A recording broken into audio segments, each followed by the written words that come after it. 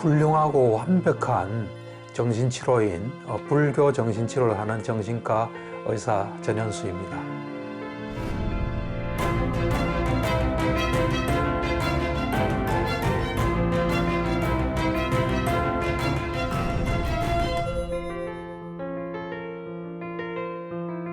요즘 코로나를 위해서 많은 사람들이 힘들어하는 것 같아요.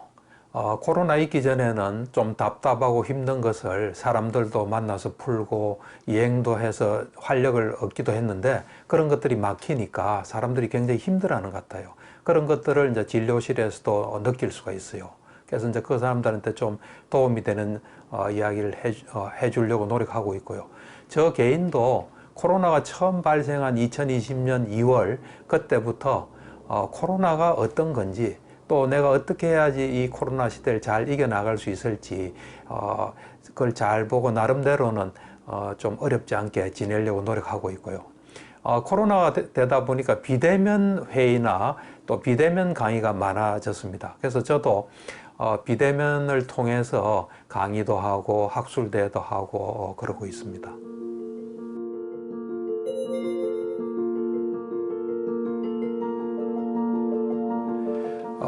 우선 불교는 제가 생각하기에 아주 훌륭한 정신치료입니다. 좀 더 어찌 보면 완벽한 정신치료를 할 수 있습니다.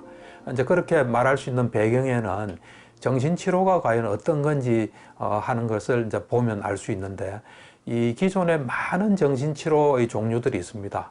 2016년 그때 한 1000종 정도의 그 정신치료의 형태가 있었습니다. 이제 대표적으로 보면 프로이드의 정신분석, 유응의 분석심리학, 아들레의 개인심리학 이런 게 있는데 그 정신치료의 어떤 본질을 보면은 그것을 만든 사람들의 어떤 경험과 사유가 담겨 있습니다. 어떤 것이 담겨 있냐면 인간은 어떤 존재인가 또 그리고 인간이 어떻게 해서 병이 나는지 그럼 그 병난 걸 어떻게 푸는지 하는 게 들어 있습니다. 이제 그런 측면에서 볼 때 불교는 인간에 대한 이해가 완벽하게 들어 있습니다. 특히 초기 불교인 경우에는 부처님께서 관찰을 통해서 인간은 이런 존재고 이런 상황 속에 있다. 그래서 괴로움을 느낄 수밖에 없고 어떻게 해야 괴로움에서 벗어난다. 이제 그런 것들이 아주 잘 돼 있고 또 많은 사람들이 그걸 실천해서 도움을 받았습니다. 그리고 그런 기록들이 초기 불교 같으면 경률론 3장에 잘 나와 있습니다. 어쩌면 그것은 불교 정신치료의 교과서라고도 할 수 있습니다. 그래서 그런 측면에서 볼 때 이 불교 정신치료는 다른 정신치료가 갖지 않는 아주 수성한 점들을 가지고 있다고 생각합니다.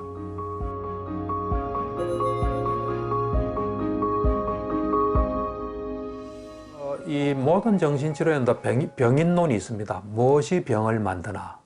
예를 들어서 프로이드 같은 경우는 우리에게 리비도라는 성적인 에너지가 있는데 그것을 억압하게 되면 그 억압된 성적인 에너지인 리비도가 이 불안을 통해서 이래 발산된다고 봅니다.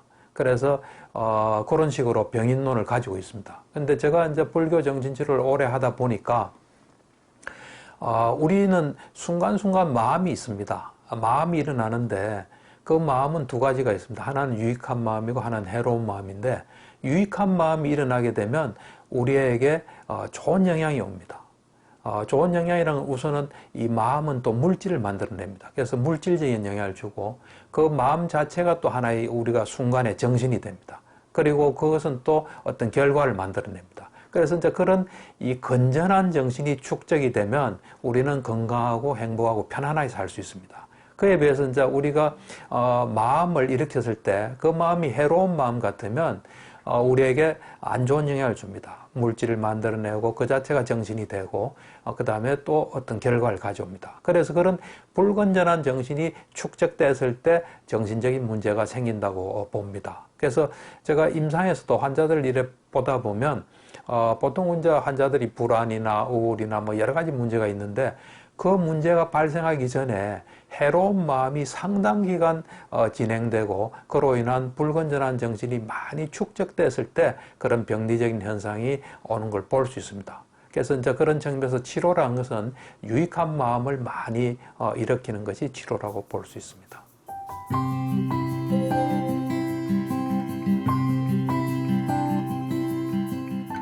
그렇죠. 저도 이제 어릴 때부터 뭐 불교를 좀 좋아했습니다. 좀 친불교적이죠. 그래서 뭐 의대 다닐 때 불교 학생에서 들었지만 불교가 제 인생에 뭐 크게 영향을 주지는 못했습니다.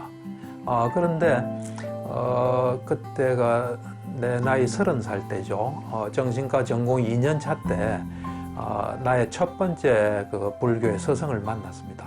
이제 그 스승을 만났는데 이제 그분이 이런 이야기를 했습니다. 제가 이제 정신과 전공 2년 차라니까 놀라운 말씀 하셨어요. 불교란 것은 괴로움을 해결하는 완벽한 시스템이다. 당신이 하는 정신의학도 정신치료도 정신적인 문제를 해결하는 거 아니냐.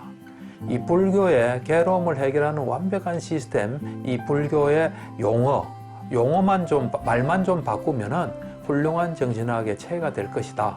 그런 말씀 하셨어요. 그래서 이제, 참 대단하신 분이다. 이분한테 배워야 되겠다. 그래서 이제 그분의 제자가 됐죠. 제자가 되면서 이제 그분이 불교에 대해서 말씀하시는데 들어보니까, 이건 진리구나. 세상이 이제 어떻게 구성이 돼서 어떻게 어떤 원리로 움직인다는, 이제 불교에서는 그걸 업설이라 그럽니다. 이게 진리구나 하는 걸 깨닫고 그 진리를 내 생활에 적용을 해보니까 내가 좀 사는 게 편해지는 걸 느꼈어요. 그래서 정신적인 문제를 가진 사람도 이걸 잘 이해하고 자기 생활에 적용한다면 정신적인 문제 해결에 도움이 되겠다 해서 이제 불교와 정신치료가 같이 가게 된 거죠. 그래서 이제 불교 공부하고 수행하면서 이제 경험했던 것, 그 경험한 것이 나한테 도움을 주고 또 보편적인 어떤 경험 같으면, 지혜 같으면 그거를 이제 정신치료에 활용을 하기 시작했습니다. 그래서 그걸 한 30년 가까이 했죠. 하다가 이제 수행을 통해서 불교에 대한 의문이 하나도 없어지니까 그때 불교와 정신치료가 붙으면서 불교 정신치료가 되고 불교는 훌륭한 정신치료고 과학적인 정신치료다. 그래서 이제 이 길을 걸어가고 있습니다.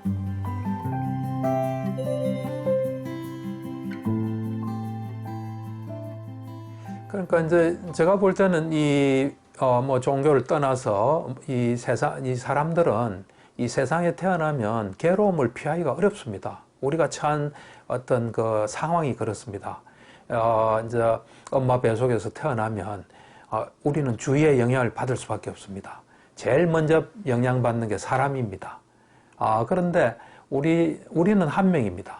그렇지만 사람은 굉장히 많습니다. 많다 보니까 그 사람들이 나를 위해서 돌아가지는 않습니다.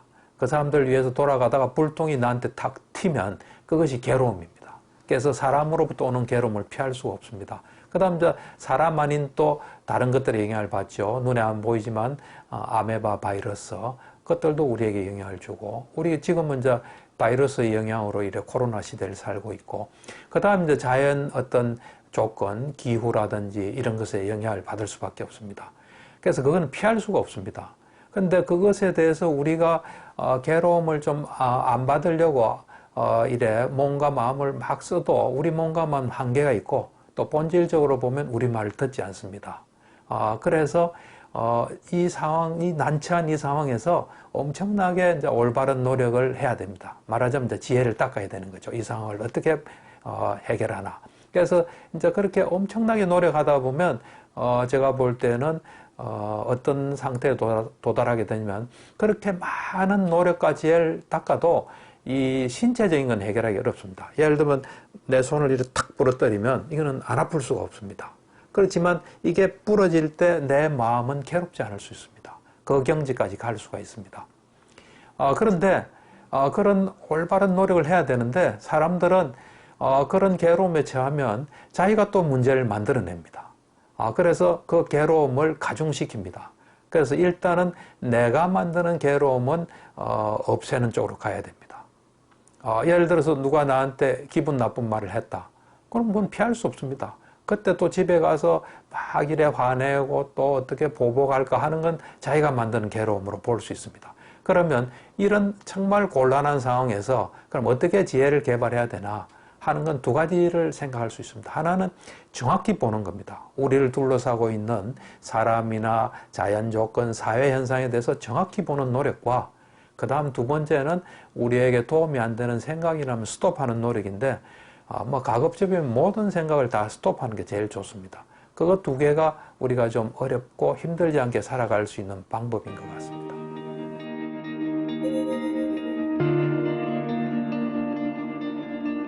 그러니까 사실 이 세상은 살기 어려운 곳입니다. 어려운데 이제 정말 지혜를 많이 닦고 좀 정확하게 자세히 보면 일어나는 일은 다 일어날 만한 이유가 있습니다. 일어날 만한 이유가 있고 또 그리고 모든 일에는 두 가지 측면이 있는 것 같아요.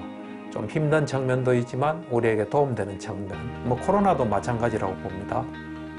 그래서 내가 어떤 일이 일어날 때 이건 너무 힘들다 하지 말고 다른 측면, 나한테 도움되는 측면, 그거를 보는 것도 굉장히 저는 도움이 된다고 생각합니다. 그리고 이제 제가 볼 때는 이 세상에 일어나는 일은 다 일어날 만한 어떤 인과의 법칙에서 일어나게 됩니다. 그럴 때 우리는 그것으로부터 이제 배워서 가야 됩니다. 뭘 배우느냐? 예를 들면 세상이 어떻다는 걸 잘 알 수 있는 걸 배울 수도 있고, 또 내 자신이 어떤 존재인지, 또 내가 뭘 좀 더 보강해야 되는지, 이런 것들을 배울 수 있는 거기 때문에 사실 제가 볼 때는 아무것도 걱정할 거 없이 뭔가 충분히 자기가 하고 싶은 대로 하고, 거기서 어떤 일이 벌어지든지 거기서 또 뭔가를 배워서 이래 간다면 살아가는 데 있어서 너무 이래 너무 괴롭다, 이게 내한테 왜 일어났지, 나는 팔자가 왜 이랬나, 그런 생각을 안 할 것 같아요. 그러니까 이제 이 보통 보면 제가 볼 때는 무슨 일이 이제 일어날 수밖에 없어 일어나는데 그걸 잘 보질 못하니까 이제 그때 후회도 하고 자책도 하고 또 자기를 힘들게 하는 것들을 많이 하는 것 같아요. 이제 그런 것들을 멈추고 정말 이제 내 자신과 세상 또 일에 대해서 잘 알게 돼서 좀 더 하루하루 나은 삶을 사는 계기가 되었으면 합니다.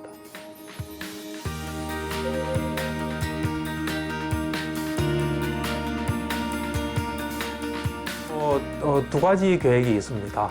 하나는 뭐냐면 이제 부처님이 말씀해 주신 것을 최대한 제가 직접 경험하고 싶은 생각이 있고요. 그러니까 이제 부처님 일단은 말씀을 공부하고 또 그거를 직접 내가 경험하는 수행을 하는, 지금까지 수행해서 경험한 것도 있지만 아직도 경험하지 못한 게 있거든요. 이제 그런 것들을 좀 이래 시간이 되는 대로, 여건이 허용하는 대로 그걸 좀 경험했으면 하는 게 있고요. 이제 두 번째는 불교 정신치료를 좀 더 체계화하는, 예를 들면 프로이드 같은 경우 자기 그 이론을 체계를 많이 세웠어요. 그렇듯이 이 불교 정신치료에 대해서도 충분하게 세상 사람들이 불교 정신치료가 이렇구나, 이거 정말 도움이 되겠구나, 이렇게 하면 되겠구나 하는 그런 그 불교 정신치료에 대한 체계를 확고하게 세우는 것, 이 두 가지 계획을 가지고 있습니다.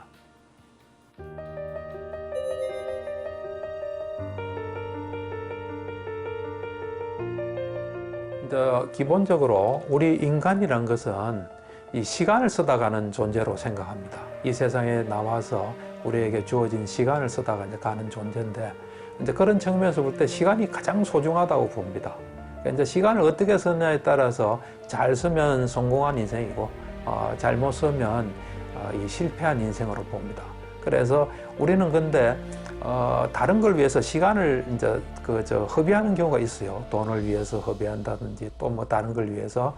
그러니까 이제 시간을 어떻게 하면 잘 쓰는지, 이 가장 소중한 시간을 잘 쓰고 갈 수 있도록 순간순간 시간을 허비하지 않고 정말 나를 위해서 쓰고 가는 게 중요하다, 그런 생각을 항상 하고 있습니다. 그 인생에 있어서 가장 중요한 것은 시간이라 봅니다. 그래서 그 시간을 잘 쓸 수 있도록 하는 것이 인생에서 가장 중요한 점이라고 생각합니다.